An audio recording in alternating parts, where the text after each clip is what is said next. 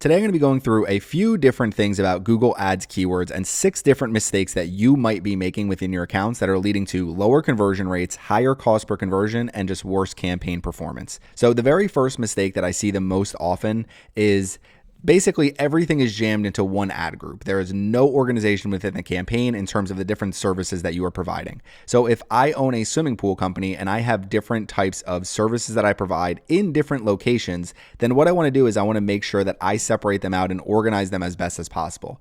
If I come over to the back end of my pool website here, you can see all these different pages that I have, and each of these different pages could potentially be a different landing page for exactly what we're trying to target. So ultimately what you want to do when you are creating your campaign is create organized ad groups, and then within each ad group, you should be targeting keywords that are going to be the most relevant for that ad group itself. So if we come over to an example here, and we look at this one here for my ad group, pool leak detection, I would rather put one phrase match keyword in this ad group and just make sure that I am targeting this keyword specifically so that I can drive traffic to my pool leak detection landing page. So number one is not enough ad groups, not enough campaign organization. Number two, and this is a common problem I see, and I put it in here just to kind of show it. But if you have an ad group like this, and let's just say it's my pool repair ad group, and if you come over here, you'll see this ad group is getting the most clicks, most impressions, pretty much the most activity. And the main reason for that is because there is a broad match keyword within this ad group. I am not anti broad match keyword, but I am anti mixing a bunch of different keywords like this. You should either choose between phrase match or broad match or exact match with every single ad group that you're using. And if you do want to go a little bit more broad with your campaign, then you can always create a separate ad group and say, okay, this is going to be some keywords that are broad match keywords. I would not target those keywords with any other match type throughout your campaign though. So you don't want to be targeting just like this, the same keyword with multiple match types. And you also don't want to have a mix of broad match, phrase match, exact match like I did here, just to show as an example, because you don't need to target the same keyword with a bunch of different match types. So number two is going to be you are mixing way too many match types within the same ad group and even within the same campaign. I would generally like to use phrase match for the most part. Sometimes I use broad match. Exact match are for very, very targeted types of campaigns that I'm running, but for the most part, either phrase match or broad match, depending on the overall campaign performance that you're seeing. Next is going to be number three. And number three is going to be that maybe I put in pool leak detection, South Carolina, pool leak detection, Myrtle Beach, depending on where I want to target. But if we click on the plus sign here and we're searching, so these would be good keywords to target all within the same ad group, but you don't want to start targeting things like this, pool leaks near me. And then you start to get things like red rhino leak detection. This is somebody looking for something specific. In-ground pool leak repair, that would be perfectly fine. So there's nothing wrong with targeting a variety of keywords and different keywords with the same search intent within your ad group. But even a couple of phrase match keywords or a couple of broad match keywords that are very high search intent for your campaign will get plenty of activity. They will target plenty of different search terms that you don't need to add hundreds of keywords to your campaign. And you definitely don't need to add every single keyword variation you can possibly find, because for the most part, they're all going to match with this keyword anyway. So if you do want to get as targeted as possible with search intent, which is not a bad thing, then you can add more keywords, but don't just add keywords for the sake of adding keywords, and definitely don't add keywords in bulk, hoping that like, okay, I'm going to target everything here. You really want to focus on high search intent keywords and make sure that you are grouping your keywords together really well within your ad groups so that people are seeing a very relevant overall user experience. From a quick 30-second promotion. If you like my content, I have a Google Ads course available, 21 lessons over 10 hours for $34.99. You can access it by going to surfsideppc.com/course. That will give you all the information you need to run successful Google Ads campaigns. If you're interested in learning how to drive more leads for your business, join Surfside Inbound. It's $4.99 a month. It's available on Patreon. It's available through my YouTube membership, and you'll get access to all of my premium content, including a 5.5-hour inbound marketing course. Thank you, and let's get back to the video. The time that they make the search, to the advertisement they see, to the landing page that they go to. So this one is just basically do not target way too many keywords, especially way too many keywords within the same ad group that have different types of search intent. Next is going to bring us to number 4. And number 4 is you don't want to target keywords that have very broad search intent.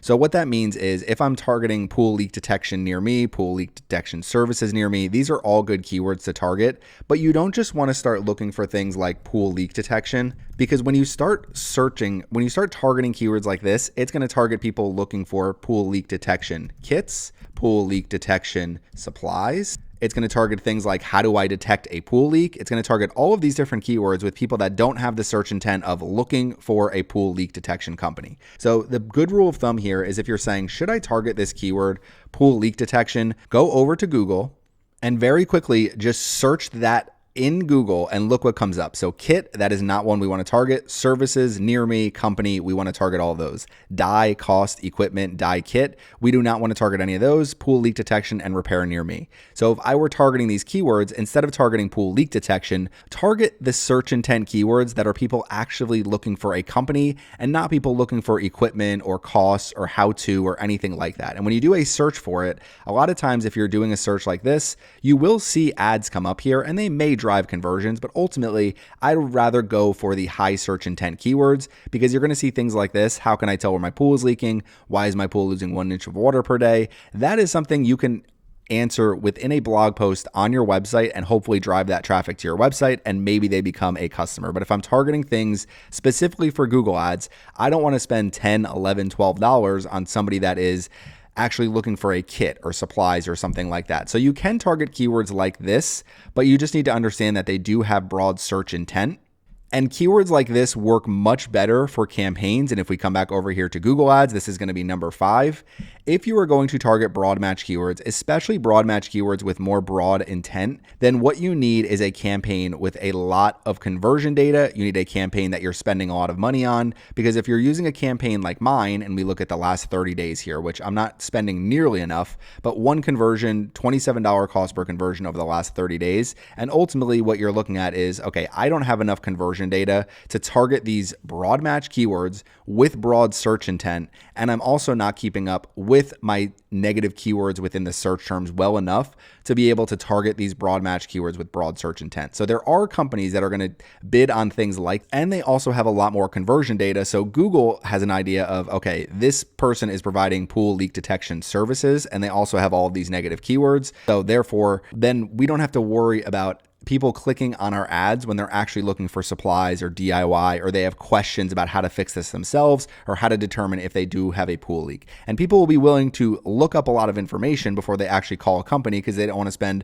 hundreds of dollars to bring someone out to their pool to say, oh yeah, you have a small leak. It's going to cost $500 to fix, when people may be able to do it themselves for, a fraction of the price. So number 5 is there's nothing wrong with targeting broad match keywords, but you need to constantly be within your search terms report, adding negative keywords. You need a campaign that is getting a lot of conversion data, because then you can actually use that conversion data to say, okay, these are the keywords that are going to drive us the best possible results. So number 5, nothing wrong with targeting broad match keywords. I would not recommend starting a campaign with them, and I would definitely not recommend them for campaigns with lower budgets, with less conversion data, and without a really good negative keyword list. Last but not least, and we come over here, pool leak detection near me, you can see I'm bidding $2 for this keyword. It's saying I'm below the first page bid of $10.59. 2 ways to look at this. My quality score is 5 out of 10. I need to improve my expected click-through rate, need to improve my landing page experience to get my quality score up. That's first and foremost. Number 2 is you may not be bidding high enough to actually enter the auctions that are going to drive you the best possible leads. I know it sounds counterintuitive, but if you're working for a company and they are trying to drive, let's say, HVAC leads, I can't set the max cost per click bid at $10 because I'm just not going to get any auctions where somebody's looking for AC repair companies near me. We're going to have to bid a lot higher than that. And we're probably going to have to be spending hundreds of dollars per day to be able to get enough clicks in to actually drive those conversions. But the reason that you're willing to spend that much per click is because one client, one customer could turn into thousands and thousands of dollars over the years, and even with a single repair. So that is one of those things where you cannot say, okay, we provide this service where there is a ton of upside, and then we're going to bid as low as possible, because there are other companies out there bidding way higher than you, and they are entering those premium auctions. So if we come over here to the keyword planner and I just search some of my main keywords here, so swimming pool repair, services, cleaning, pool repair near me, and I'm doing South Carolina, so this is where the actual state I am targeting, and we do get results. What I am generally looking for when I'm targeting keywords is I'm looking for how much are companies actually bidding on some of these keywords. So if we scroll over here and we come down, you're going to see the top of page bid, the low range and the high range. So let's just look at some of the most expensive keywords here based on the bid estimates, and and you're going to see, okay, the low range for a lot of these, $5, $6, $7. So if I'm bidding $2, I'm just not bidding enough. The higher range is upwards of $20 sometimes, which I know that kind of sounds ridiculous, but it's also one of those things where a swimming pool repair could turn into a huge amount of revenue for a company. And even swimming pool cleaning services, if you get somebody for the entire season and year after year, your single customer, it's worth spending $20, $30, $40 to actually drive those phone calls and actually drive those leads instead of trying to bid as low as you possibly can. This also gets into budgeting at times where if your budget isn't large enough, you're not able to bid as high, and it does become much more difficult when you're not getting enough data coming in.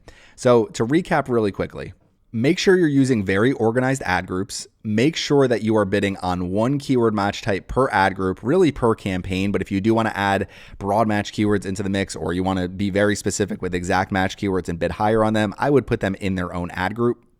You don't want to bid on too many keywords. You don't want to bid on keywords that have very, very broad search intent if you don't have good conversion data coming in. And then number 5, I probably wouldn't even use broad match keywords that often until I start getting good conversion data in and start building up my negative keyword list. And last but not least, you may just not be bidding high enough to get into the premium auctions that are going to drive you the best possible customers that are searching things like swimming pool repair services near me. That is somebody that you want to target, and you may have to spend $15, $20 for that click. But if you get that person as a customer, it's going to earn you a whole lot more money. So just understand that you need to set up a very organized campaign, and you need to be willing to bid and budget enough to actually get something out of that campaign. Over time, switch to broad match keywords and continuously improve your negative keyword list. So those are 6 keyword targeting mistakes you may be making that may be hurting your Google Ads campaigns. Thank you for watching, and make sure you subscribe to the Surfside PPC YouTube channel. Thank you for watching. If you want access to all of my long form tutorials and some of my courses that I've created that I'm only putting out on Surfside Inbound, you can join my Patreon, patreon.com/Surfside Inbound. It is only $4.99 per month. You can also join through my YouTube channel. So through the Surfside PPC YouTube channel, from any of my videos, if you click on join, you will get instant access to all of my premium content, including my inbound marketing course, which is 5.5 hours long. I just published it to Patreon and YouTube. So join today if you're interested in more of my content at patreon.com/Surfside Inbound, or by clicking the join button on any of my YouTube videos. Thanks for watching my channel, and don't forget to subscribe.